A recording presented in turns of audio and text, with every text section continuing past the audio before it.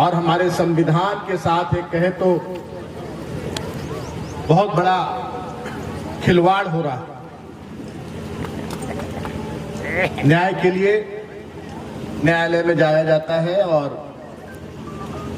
गुहार लगाई जाती है, लेकिन आज जिस तरह से लोकतांत्रिक तरीके से चुनी गई सरकार, जैसे भी कहें, लेकिन अपार बहुमत से केंद्र में बैठी सरकार 2014-2019 में सत्ता में काबिज हुई। क्या खेल हुआ नहीं हुआ, क्योंकि जनता के हितोधिकारों के लिए तो कोई काम नहीं हुआ। सिर्फ जाति धर्म के में बांटने के अलावा, हिंदू मुसलमान में बांटने के अलावा मुझे नहीं लगता है कि 10 साल में ऐसा कोई काम केंद्र की सरकार ने किया हो जो एक मील का पत्थर साबित हो सके, जिससे हमारे यहाँ किसानों, मजदूरों, यहाँ के छात्रों, यहाँ के बेरोजगारों के हक में कोई बड़ा निर्णय हुआ हो। एक काम जरूर इस सरकार ने, केंद्र में बैठी सरकार ने किया कि जहां जहां उनकी सरकार नहीं, जिस राज्य में जनता ने उन्हें जनादेश नहीं दिया, उन्हें ठुकराने का काम किया, उन्हें केंद्रीय एजेंसियों, चाहे वो चुनाव आयोग हो, चाहे इनकम टैक्स हो, चाहे सीबीआई हो, चाहे ईडी हो, उनसे प्रताड़ित करवाकर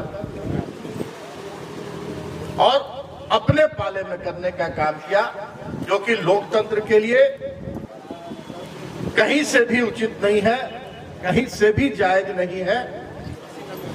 लोकतंत्र में जनता बहुत सोच समझकर अपना जनप्रतिनिधि चुनती है और जिसका संख्या बल अधिक होता है उसकी सरकार बनती है और सरकार को 5 साल का जनादेश मिलता है। हमारे यहाँ व्यवस्था 5 साल में सरकार को काम करने का, जनता के विश्वास पर खरा उतरने का, जनता के हितोधिकारों की रक्षा करने का, क्षेत्र के विकास करने का अवसर सरकार देती है, जनता देती है। लेकिन जब से केंद्र में भारतीय जनता पार्टी की सरकार काबिज हुई है, वो निरंतर लोकतंत्र के साथ खिलवाड़ करने का काम कर रही है। एक दो उदाहरण नहीं है, पूरे देश में अनेकों राज्य इसके उदाहरण है और बहुत बड़े बड़े नेता भी इसके उदाहरण हैं। चाहे वो आप ले लीजिए कर्नाटक से लेकर, महाराष्ट्र से लेकर, मध्य प्रदेश, गोवा, मणिपुर, अभी तुरंत देखिए बिहार में क्या हुआ। तो आज हमें जो न्याय यात्रा की शुरुआत करने की जरूरत पड़ी है, उसके पीछे मकसद हमारा ये है। न्याय तो हमारे माननीय पूर्व मुख्यमंत्री को न्यायालय से मिलेगा, लेकिन जो षड्यंत्र केंद्र में बैठी सरकार कर रही है, भारतीय जनता पार्टी के लोग कर रहे हैं, उससे अगर हम पंचायत की जनता को, गांव टोले की जनता को अगर अवगत नहीं कराते हैं, तो आने वाले दिनों में ऐसी स्थिति उत्पन्न हो जाएगी कि आप अपने इच्छा से, अपने मन से, अपने घर से भी बाहर नहीं निकल सकते हैं। ऐसा स्थिति उत्पन्न हो जाएगा और हो सकता है कि लोकतंत्र में जो आपको एक बहुत बड़ा अधिकार है अपने मताधिकार का, अपना मत देने का, वो भी आपसे छीन लिया जाएगा। जो स्थितियां और परिस्थितियां बनाई जा रही है और चुनाव का जो परंपरा है, अपना प्रतिनिधि चुनने की परंपरा है, चाहे मुखिया हो, चाहे विधायक हो, सांसद हो, उसको भी खत्म करने की साजिश की जा रही है। इसलिए जरूरत पड़ी है न्याय यात्रा की। आज यहाँ कोरबाडी से हम लोगों ने इस जिले में झारखंड मुक्ति मोर्चा जिला कमेटी की ओर से इस न्याय यात्रा की शुरुआत की गई है। आज हमारे बीच आज जो स्थिति यहाँ बनाई जा रही थी ईडी को आगे करके। पहले आप लोगों ने देखा होगा, एक बार सुना होगा कि एक लिफाफा आया,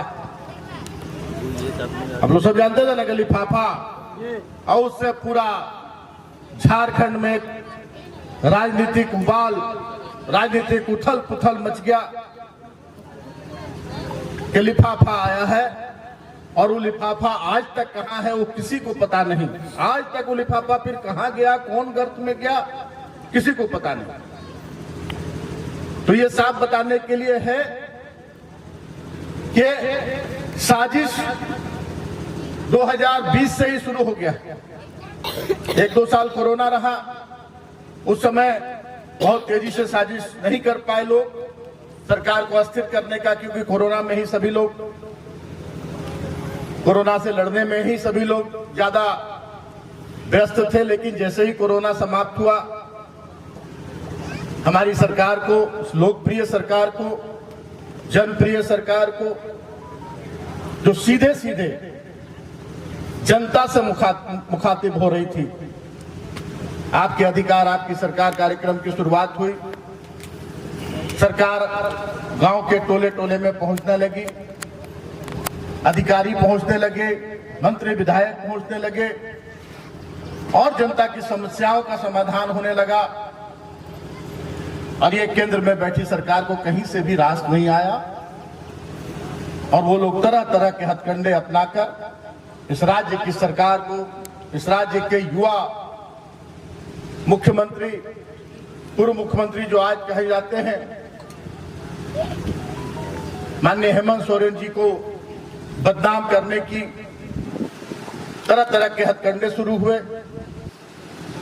लेकिन इसकी कोई परवाह नहीं करके आपके माननीय पूर्व मुख्यमंत्री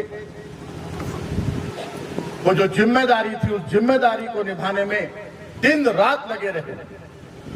और आज उसका परिणाम है कि अभी बहुत सारे लोगों ने अपने वक्तव्य में कहा कि 19 साल में इस राज्य में जनहित में जो काम नहीं हुए, जिस उद्देश्य से इस राज्य का निर्माण कराया गया था, इस राज्य के अंतिम पंक्ति को लोगों को उनका हक अधिकार मिले, रोटी कपड़ा मकान मिले, इसको लक्ष्य करके आपके माननीय मुख्यमंत्री दिन रात एक करके ना अपने घर की परवाह करते थे, ना अपने बच्चों की परवाह करते थे। कोई भी साथ, कोई भी पर्व त्योहार को भी भूल जाते थे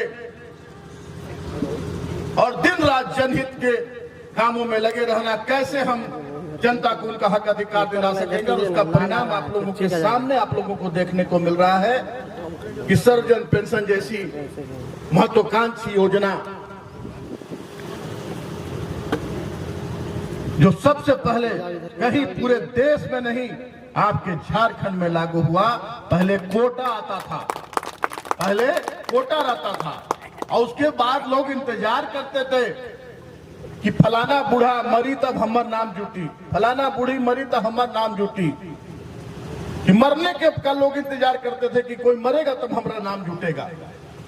आज उतना पढ़ लीजिए ना, कोई एक आदमी दिखा दीजिए जिसका 60 साल उम्र है और उनको पेंशन नहीं मिल रहा है, जो पेंशन के योग्य हैं।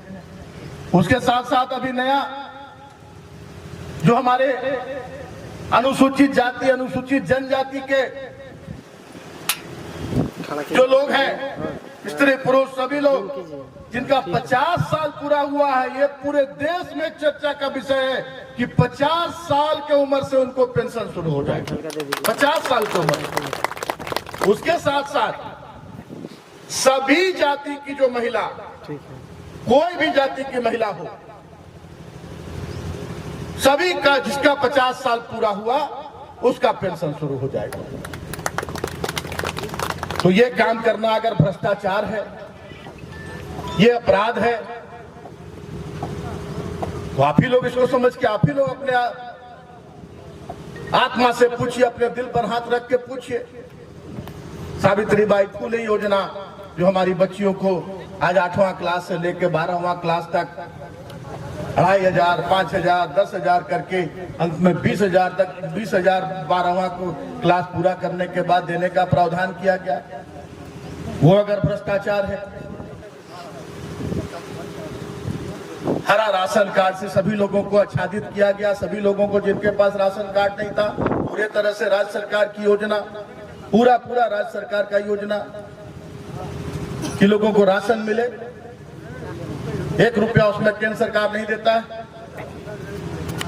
वो अगर भ्रष्टाचार है, 8.5 लाख आवेदन यहां से भेजा गया, सब सारा प्रक्रिया पूरा करके आप लोग सभी जानते हैं कि आपके माननीय मुख्यमंत्री अपने पद की परवाह नहीं करके, अपने प्रोटोकॉल की परवाह नहीं करके झारखंड के गरीब जनता के हित में ग्रामीण विकास मंत्री आलमगीर आलम साहब के साथ दिल्ली जाकर, और वहां ग्रामीण विकास मंत्री जो सिर्फ और सिर्फ इस देश में दंगा करवाने का की बातें करते हैं, सिर्फ और सिर्फ हिंदू मुसलमानों को लड़ाने के लिए जहर बोने का काम करते हैं, उनको मंत्री बनाकर रखा गया है केंद्र में। गिरिराज सिंह के पास जाकर और गुहार लगाया कि 8.5 लाख हमारे गरीब जनता का आवास का यहाँ पे आवेदन पेंडिंग पड़ा हुआ है, आप उनका राशि भेजने का काम करिए ताकि राज्य सरकार का जो हिस्सा है वो लगाकर और हम लोगों को आवाज दे सके। लेकिन नहीं, क्यों नहीं? तो उनका सरकार छिना गया। वो यहां लूट रहे थे, यहां शोषण कर रहे थे, यहां का जल जंगल जमीन, यहां का खनिज संपदा अडानी अंबानी जैसे लोगों को लाकर यहां लुटवाने का काम कर रहे थे। सोने का चिड़िया समझ रहे थे इस राज्य को। देखते थे हाथी उड़ाने वाला बात होता था कि हाथी उड़ रहा है, वो सारा सपना इनका टूट गया। तो भाई ऐसा करो कि इस राज्य की सरकार जो बनाई है जनता ने, उसकी छवि खराब कर दो, राज्य की जनता का जो हक है वो छीन लो। तो आपके माननीय मुख्यमंत्री ने जो एक गरीब राज्य कहा जाता है, जहां संसाधनों की कमी है, हिम्मत दिखाने का काम किया कि जो लोग आवास विहीन हैं, योग्य लोग हैं, उनको हम अपने राज्य का पूरा पैसा, 1 रुपया केंद्र सरकार से नहीं, पूरा का पूरा पैसा। और तीसरा चरण का जो हुआ, आपकी योजना, आपकी सरकार, आपके द्वार कार्यक्रम, उसमें अबुआ आवास 8.5 लाख सोच रहे थे,